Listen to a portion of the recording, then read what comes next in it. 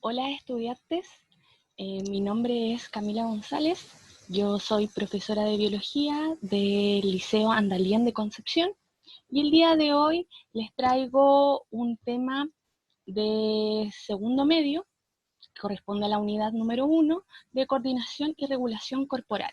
¿Ya?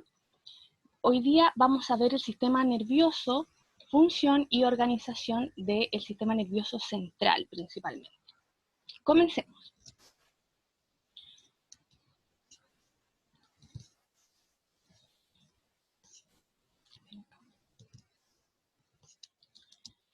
Uno de los procesos básicos que vamos a manifestar todos los seres vivos es la capacidad de detectar y responder a estímulos que provienen, ya sea del medio interno como de nuestro medio externo. A esta capacidad nosotros le vamos a conocer como irritabilidad. ¿Ya?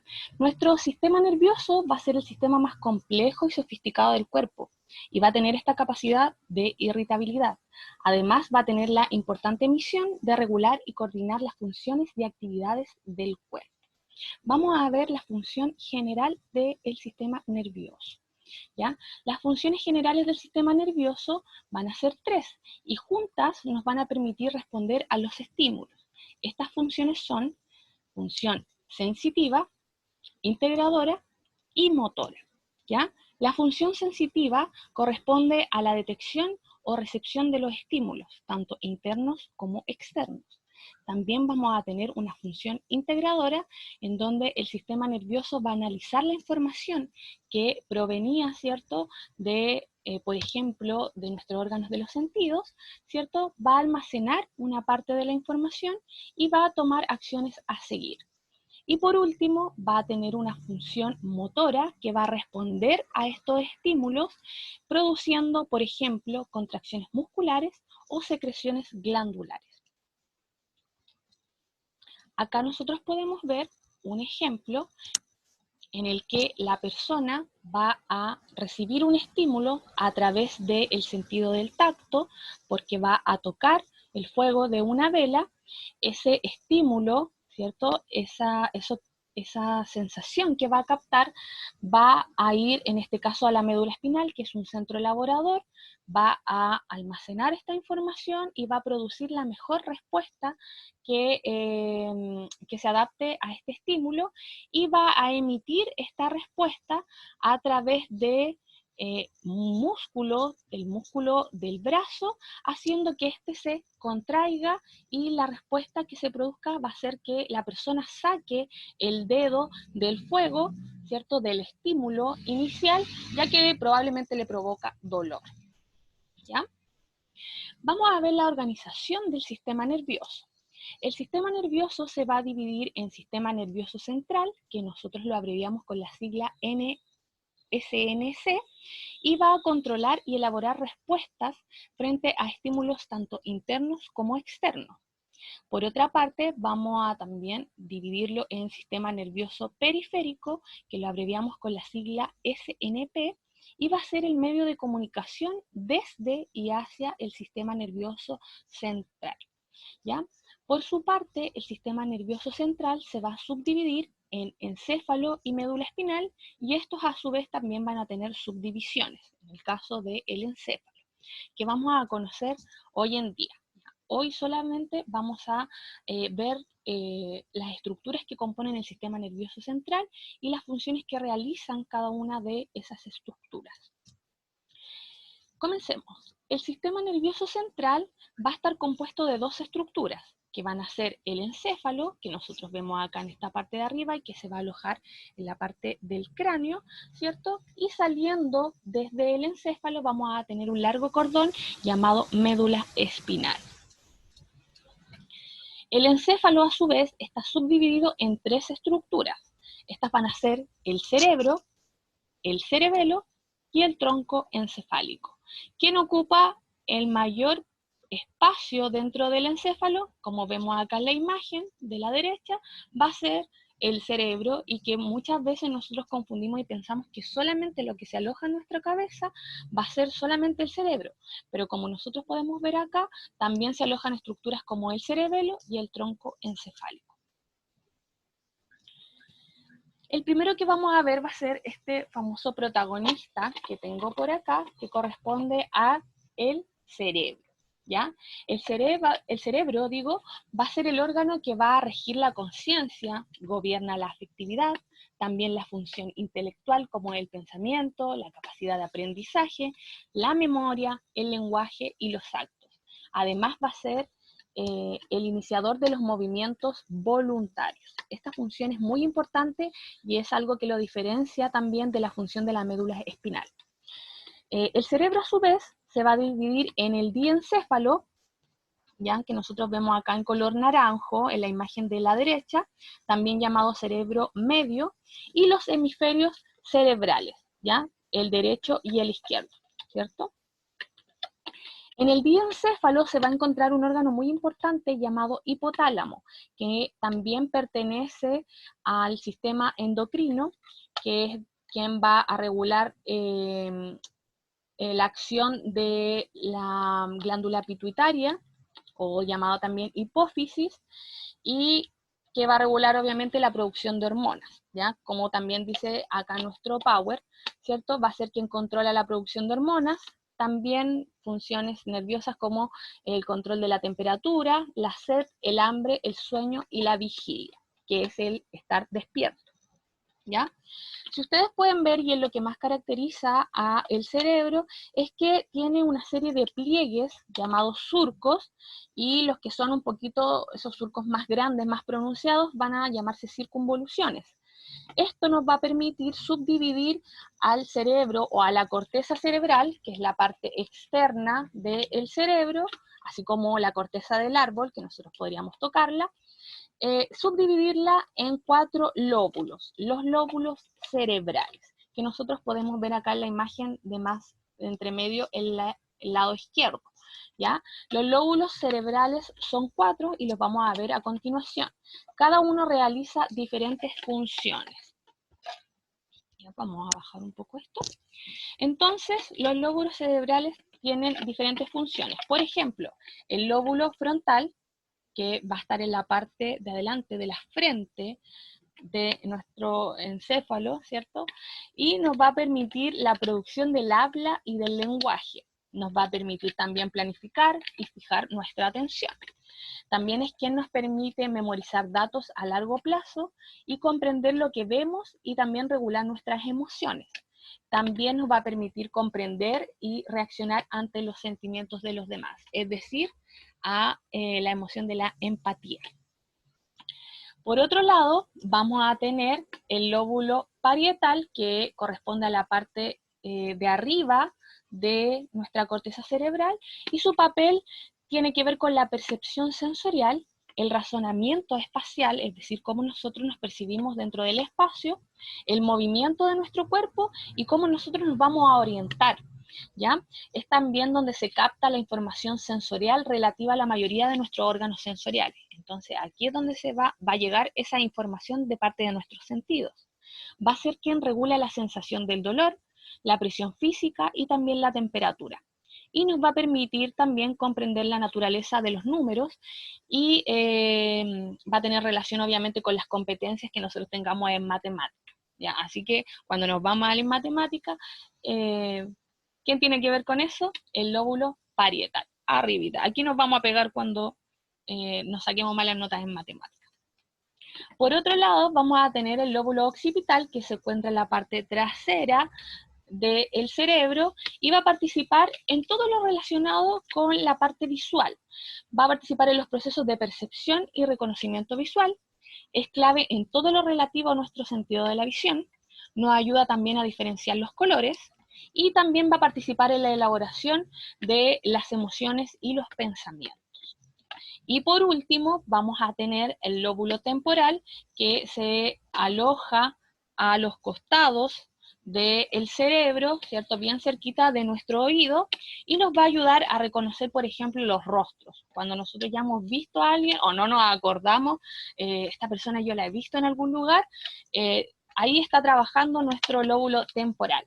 También se va a relacionar con la articulación del lenguaje y la comprensión de los sonidos, de las voces y de la música. Asociémoslo siempre a nuestro sentido auditivo.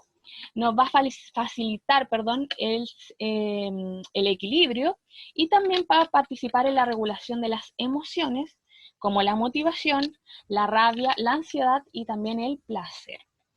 ¿Ya? Así que esas son las funciones que realizan los lóbulos de la corteza cerebral, muy importante. Por otra parte, vamos a tener un poquito más abajo del cerebro, ¿cierto? En la parte de atrás, abajo, vamos a tener un órgano llamado cerebelo, que va a ser quien controla las contracciones musculares, es decir, cómo nosotros movemos y coordinamos nuestros músculos, y que va a ser necesario para la coordinación, la postura, el equilibrio y la ejecución de los movimientos precisos, ¿ya? Gracias al cerebelo es que nosotros podemos tocar el piano, tocar la guitarra, enhebrar una aguja, caminar y bailar, ya que controla toda la coordinación de los movimientos, como aparece aquí en la figura de aquí abajo. ¿Ya? Así que muy importante la coordinación de nuestros movimientos. Y por último, ¿cierto? Viendo las partes que conforman el encéfalo, tenemos al tronco encefálico, que va a ser un cordón que va a salir, ¿cierto? O va a conformar la primera parte de la médula espinal o el final de nuestro cerebro, ¿ya? Y este se subdivide en 3 regiones, que van a estar compuestas por el mesencéfalo, la protuberancia anular, o puente de Barolio, también llamado así, y el bulbo raquídeo. El mesencéfalo, que es la porción superior de este tronco encefálico, tiene que ver con la controlación o el control de los movimientos del ojo, el reflejo de la luz en la pupila, la orientación y los estados de conciencia. Por otra parte, tenemos a la protuberancia anular, que tiene que ver con la regulación motora, la información sensitiva de la cara, el control facial, la masticación y el movimiento lateral del ojo y el parpadeo, ¿ya? Todo lo que más o menos tenga que ver con nuestra cara. Y por último vamos a tener al bulbo raquídeo, que tiene funciones bastante vitales que controlar, ¿ya? Aparte de controlar el ojo, el movimiento de la cabeza, también controla la capacidad de tragar, y también funciones vitales como la frecuencia cardíaca y el diámetro, por ejemplo, de los vasos sanguíneos, es decir, va a controlar también la presión de la sangre, y también va a ejercer un control en la respiración y la actividad de las vísceras. Por ende, una lesión en el bulbo raquídeo puede resultar fatal. Ya revisamos entonces las partes que conforman el encéfalo, ahora vamos a ver la médula espinal. La médula espinal es una larga y frágil estructura tubular al final del tronco encefálico y continúa hacia casi llegar al final de la columna vertebral, muy abajito, nuestra colita. La médula espinal se encuentra protegida por unos segmentos de hueso y cartílago llamados vértebras. Desde la médula van a salir también los nervios espinales. Como nosotros podemos ver en la imagen del costado derecho, tenemos la médula espinal, y protegiendo este cordón, esta médula espinal, vamos a tener estos segmentos de hueso, que son las vértebras, de la cual también por los costados van a salir los nervios espinales. Los nervios van a tener la función de transportar los mensajes entrantes y también salientes entre el encéfalo, ¿cierto?, y el resto del organismo. Es también la médula espinal el centro regulador de los reflejos, es decir, de las respuestas automáticas que nosotros no realizamos a voluntad, ya como el reflejo rotuliano que tenemos en nuestra rodilla. Cuando sale la típica imagen de ese doctor que golpea la rodilla, ¿cierto? Y la persona que tiende a hacer, patear. No controla esa función, no controla ese movimiento, sino que simplemente la realiza, es una respuesta automática. Y es algo que caracteriza a la médula espinal y la diferencia del encéfalo, ya que el encéfalo realiza más bien funciones o movimientos voluntarios. En cambio, la médula espinal va a realizar movimientos que no son a nuestra voluntad. ¿Por qué es importante que nosotros protejamos el sistema nervioso central? Primero que todo, el sistema nervioso no va a tener la capacidad de regenerarse con tanta facilidad. Antiguamente se pensaba que nuestras neuronas no se regeneraban, es decir, nosotros nacíamos con un cierto número de neuronas y eso es lo que se mantenía por el resto de nuestra vida. Ahora, con los avances tecnológicos y los estudios científicos, nosotros sabemos que sí es posible regenerar tejidos del sistema nervioso. Sin embargo, eso sigue en estudio y resulta también muy difícil y requiere mucho tiempo. Por otro lado, también si se daña una parte de nuestro sistema nervioso, se va a perder la función que realiza ese órgano. Por ejemplo, si nosotros sufrimos una lesión en el cerebelo, lo que va a pasar es que vamos a perder la función que realiza el cerebelo, que en este caso vendría a ser el control de los movimientos. Por ejemplo, nos podría costar mucho o enhebrar una aguja, perderíamos la capacidad de tocar bien el piano porque no tendríamos la capacidad de controlar y coordinar nuestros movimientos. Por eso es que nuestro cuerpo humano es muy sabio y tenemos un sistema de protección del sistema nervioso central. Este sistema está compuesto por huesos, por algunos líquidos y por algunas capas muy fuertes que nos van a permitir resguardar nuestro sistema nervioso central. ¿Ya? Estas estructuras van a ser el cráneo y la columna vertebral, el líquido cefalorraquídeo y las meninges, que vamos a ver a continuación. Voy a colocar un poquito más abajo mi cuadro. Comencemos. Las estructuras óseas corresponden a huesos que protegen al encéfalo y a la médula espinal de duros golpes. Como nosotros vemos acá y como también vemos en la imagen, ¿cierto? Vamos a tener al cráneo, que es el hueso que se encarga de proteger a nuestro encéfalo, y por otro lado vamos a tener a la columna vertebral, que va a ser un conjunto de pequeños segmentos de huesos llamados vértebras, que en conjunto van a formar esta columna vertebral. Y su función, obviamente, como está localizada, es proteger a la médula espinal. ¿Ya? En segundo lugar, vamos a tener al líquido cefalorraquídeo, que como su nombre lo dice, es un líquido que va a servir para amortiguar golpes. Como es líquido, nos va a permitir, ¿cierto?, que los choques que se puedan producir por diferentes movimientos bruscos, ya sea en nuestra médula espinal o en nuestro encéfalo, ¿cierto?, se amortigüen, ¿cierto?, a través de este líquido. También va a transportar nutrientes y desechos a lo largo del sistema nervioso central y también va a mantener la presión constante entre el cerebro y la médula espinal. El líquido cefalorraquídeo va a tener una función también médica. ¿Ya? No sé si alguno ha escuchado de la punción lumbar o que alguna mujer embarazada, cuando ha tenido su parto, dice, me pusieron la famosa inyección raquídea. ¿Ya? Esto es la punción lumbar. Y se va a realizar en la parte baja de la espalda, como vemos acá, en la región lumbar.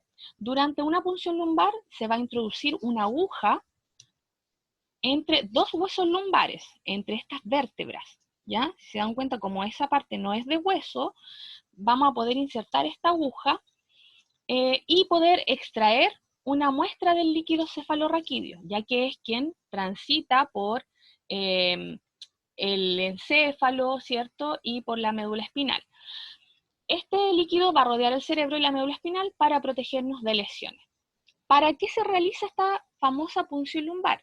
Nos va a permitir diagnosticar con mayor facilidad infecciones graves, como la meningitis, que corresponde a la infección de las capas meninges, que vamos a ver a continuación, entre otros trastornos del sistema nervioso central, o algunos tipos de cáncer en el cerebro o en la médula espinal. Y también nos va a permitir inyectar algunos medicamentos anestésicos, como es el caso de la anestesia que se utiliza en el parto, ¿cierto?, que es la famosa raquidia, o medicamentos de quimioterapia en el líquido cefalorraquídeo. ¿Ya? Así que súper importante para los que quieran estudiar algo relacionado con el área de la salud, la punción lumbar. Y por último, vamos a tener estas tres capas llamadas meninges, ¿cierto?, que son tres membranas de tejido conectivo que van a rodear al tejido nervioso. Estas meninges son tres. y corresponden a la dura madre, que es la que está más cerca del hueso del cráneo. Vamos a tener a la aracnoides, que se encuentra en el medio, y a la pía madre, que va a estar más en contacto con el tejido nervioso. La dura madre es la capa más externa y se halla en contacto, como dije, con el hueso del cráneo, y es una lámina relativamente gruesa y muy resistente. La aracnoides se va a encontrar en el medio y es muy delicada y se halla adherida a la superficie interna de la capa anterior, que era la dura madre. Y por último, vamos a tener a la pía madre, que está en contacto con el tejido nervioso, la cual está íntimamente unida al encéfalo y la médula espinal. Entre estas dos últimas meninges también va a circular el líquido cefalorraquídeo que vimos anteriormente. Y de esta forma, chicos, damos por terminada nuestra clase de el sistema nervioso central, donde identificamos las estructuras que componían este sistema. Vimos también la función general que realiza el sistema nervioso. Por ende, todavía nos queda mucho por transitar a través de esta unidad de coordinación y regulación, ¿cierto? Así que los dejo invitados a un próximo video donde vamos a ver la función y la estructura del sistema nervioso periférico. ¿Ya? Espero que les haya gustado, dejen sus comentarios, alguna duda, alguna sugerencia que quieran hacer y nos vemos en un próximo video. Hasta pronto.